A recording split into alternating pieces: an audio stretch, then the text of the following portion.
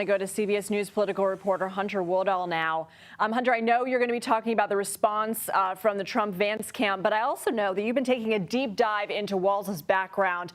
Catch our viewers up to speed on what he's accomplished thus far and what he's known for. Absolutely. Good morning, Lindsay. You know, Governor Walz is an interesting politician, an interesting Democrat for this moment. This is somebody who served 6 terms in the U.S. House. He was representing this sprawling kind of rural district in Minnesota alongside the Iowa border, had some major urban centers in there as well. But he was doing this from 2006 to 2007 to 2019, at which point he won the governor's race in Minnesota in the 2018 midterms and obviously won re-election in 2022. This is somebody who has that ability. They were a former House member. They know how the power centers of Washington work, but also has that executive experience, you know, as a governor. He has seen his state obviously through some difficult times, the coronavirus pandemic, obviously the 2020 murder of George Floyd, and the rioting that followed afterwards was a tense topic. That's how the governor responded and handled that is likely to come up this campaign cycle. But he's also benefited from having Democratic majorities in the Minnesota House and the Minnesota Senate after the 22 midterms, and he's been able to help pass major Democratic legislative priorities. That's a record that's likely going to be an asset or a hindrance as he faces voters in the coming weeks and months.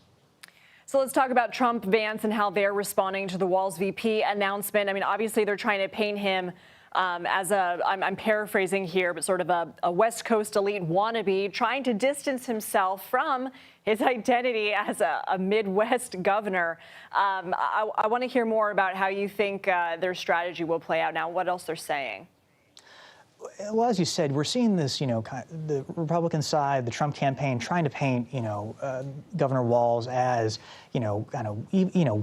somehow as like wanting to be a West Coast elite. They were evoking in their statement, the campaign, talk of he was trying to make Minnesota something like California, I believe.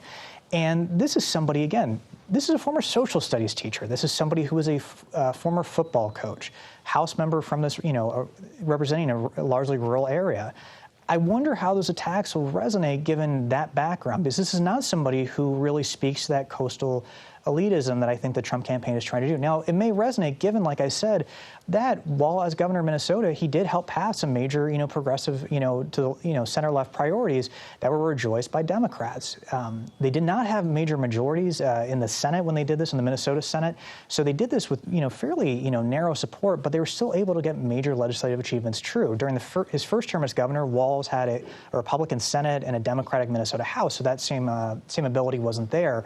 That record is likely going to be relitigated. And obviously, this is somebody who has years and years of U.S. House votes that can, will likely be gone through and dredged up by Republicans as they look to, challenge this idea. Because you have JD Vance, who is a Midwesterner from Ohio. So this is an interesting contrast that we'll see on the VP debate stage if that comes to pass.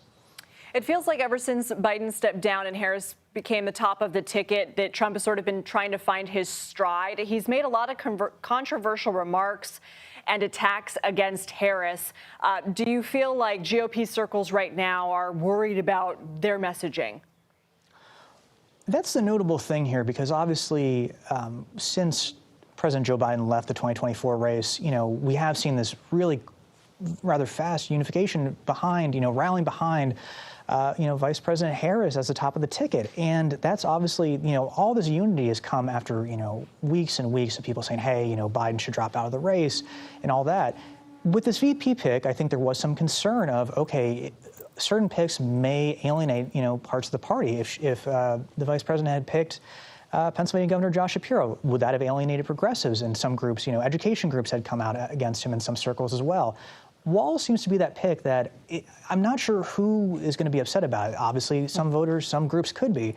But this is somebody who, has sort of that high floor ability to say, hey, look, I have this record, and that's going to be a little bit tougher for the Trump campaign, to say, hey, look, Democrats are in disarray all over again like they were a month ago. Hunter Woodall, thanks so much.